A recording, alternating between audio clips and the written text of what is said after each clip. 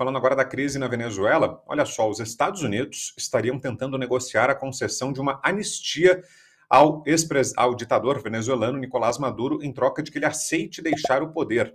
Isso segundo uma reportagem que foi divulgada ontem, domingo, no jornal americano The Wall Street Journal.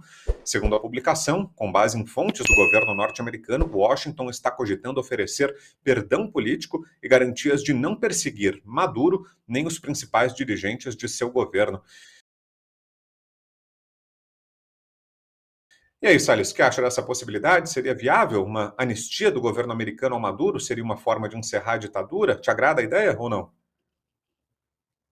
Se esse acordo vingar, é melhor do que deixar ele lá, né? Nós não podemos esquecer que na última eleição, aquele Guaidó rodou o mundo se autoproclamando vencedor das eleições e não aconteceu nada. Então, assim, do ponto de vista retórico, até interessante, né? Você ter vários países reconhecendo o opositor do Maduro. Mas se o reconhecimento não se convola numa ação concreta, ele acaba não gerando efeito. Portanto, se houver um acordo para que o Maduro saia, ainda que lhe dê uma isenção ou lhe dê uma espécie de anistia total ou parcial, me parece que para a Venezuela, para os moradores, para os venezuelanos, é melhor que ele saia, ainda que tenha que engolir, né? Tenha que descer goela abaixo o fato dele receber uma anistia, um salvo-conduto ou coisa que o vale. Até porque o recurso internacional, até onde se sabe, né, essas coisas são sempre muito nebulosas, porque os países não dizem isso com todas as letras.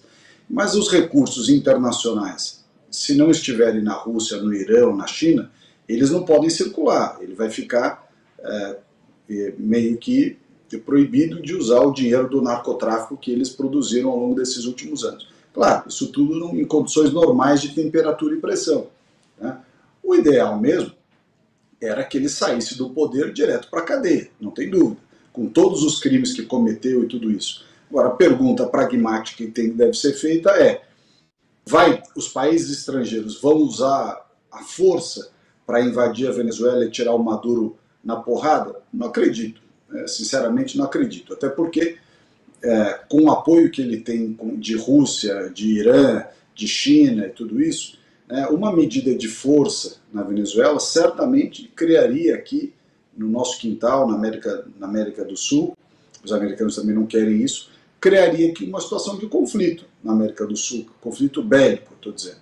Então, não me parece que a alternativa de países estrangeiros, sejam eles quais forem, inclusive o Brasil, de entrar na Venezuela e derrubar o Maduro e tirar ele do poder e levar ele preso, isso esteja sendo minimamente cogitado. Portanto, tem que ser uma solução negociada. Agora, se o custo dessa situação, dessa solução negociada, for eventualmente anistiá-lo, né, talvez seja um custo mais baixo do que deixar esse cara mais 3, 4 anos no poder fazendo essas barbaridades todas. É difícil saber exatamente o que se passa nessas negociações, que são assuntos muito sigilosos, assuntos de Estado, né?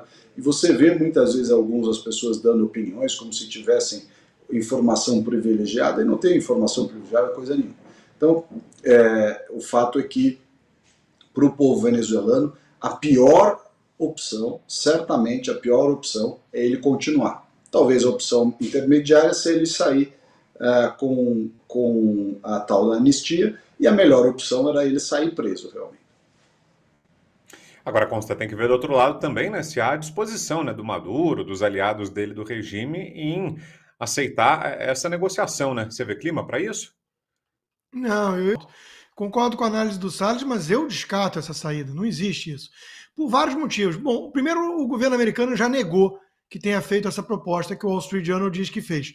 Claro, mesmo que tivesse feito, ia negar, ainda mais o Maduro recusando, né? Mas vamos lá, eu não me lembro historicamente de ter visto um ditador aposentado nas Bahamas. Tá bom, meteram lá em Santa Helena o Napoleão depois que ele perdeu a guerra, né? Aí isolaram ele na marra, era uma prisão de luxo, mas ele não aceitou ficar voluntariamente aposentado, né? Tanto que na primeira vez, agora eu não lembro qual foi a primeira, Elba ou Santa Helena, onde ele morreu, mas a primeira vez ele chegou a juntar um novo exército e atacou de novo. Né? Então, ditador aposentado não existe. Não quer curtir a vida em Bahamas. Porque o ditador chegou a ditador porque é um sujeito ambicioso, sem escrúpulos, psicopata, e por aí vai. Em segundo lugar, você já tocou, Brown, o Maduro não é o culto à personalidade, alguém isolado. O Hugo Chávez talvez fosse um pouco isso, Fidel Castro, sem dúvida, né? Mas existe todo um aparato por trás da ditadura. A cooptação das Forças Armadas e de inúmeros outros cúmplices. Isso dá toda uma estrutura de marginais no poder. É um narco-estado. Então o Maduro vai se aposentar nas Bahamas e o resto vai aceitar a democracia para tirar poder deles e eventualmente persegui-los pela justiça e puni-los? Não vai. Então tem que anistiar muita gente. Então é muito mais complicado do que dá a entender esse tipo de coisa, né? Para ter uma proposta dessas, tem que ter uma ameaça crível de uma bomba atômica apontada, né? Que é o sticks and carrots. Né? A diplomacia é feita com cenoura e tacape. Os Estados Unidos hoje o tacape do Joe Biden, coitado, tá lá na praia de Delaware morto vivo, apagado, literalmente apagado. As imagens circulando. Os inimigos estão salivando olhando para isso. A Kamala Harris não vai assumir que já são a turma dela, já são eles ali, o Obama e companhia, no poder de fato, porque não quer assumir também o lado negativo de um governo medíocre. Então, mantém o morto-vivo ao custo de sacrificar a nação mais poderosa do mundo perante o globo, perante os inimigos. Então, é um negócio sem precedentes o que está acontecendo no mundo hoje.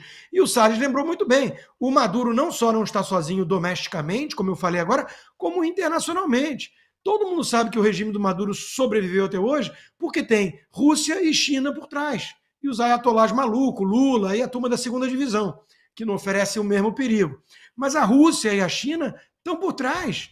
Então nós estamos falando aqui de uma possibilidade de uma terceira guerra mundial, que eu acho que é cada vez maior. Porque teve gente aí, né, meio boboca, descabelada, oi Guga, que previu um mundo mais tranquilo com a saída do Trump, porque o Trump era malvado. Olha só o que está acontecendo no mundo. O Irã deve atacar a qualquer momento essa semana, Israel. É o que estão dizendo. Né? Então, a Rússia e a Ucrânia continuam escalando. E o mundo todo flertando com perigo. Por quê? Porque tiraram a masculinidade tóxica do xerife. Tiraram o Trump, que era imprevisível, perigoso, né? Tipo Reagan também era, mas conseguiu o fim da União Soviética e do Muro de Berlim, e colocaram no seu lugar um senil abilolado globalista, com a turma da esquerda radical junto. Então, não deu certo, né? O resumo da obra é o seguinte, Brown. Essa história da Venezuela, infelizmente, está longe de acabar. Um povo desarmado. O Mourão vai achar legal, porque tira o risco de guerra civil. Eu não acho legal, não, porque guerra civil pode ser muito ruim, mas pode ser melhor do que escravidão, do que ditadura totalitária. Os Estados Unidos lutaram uma guerra aqui. Né? Uma primeiro contra a coroa britânica e outra depois guerra civil, que morreu muita gente, contra os estados democratas que queriam escravidão.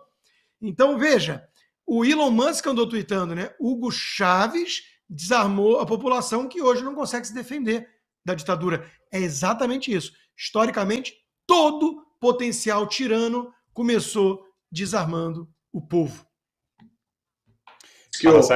O Vitor, não, só um detalhe aqui, diz que o Biden, se ele sair logo da presidência, dá tempo dele vir assumir o papel de tio Paulo americano aqui na campanha da Tabata. Então, você vem aqui dar uma ajudinha.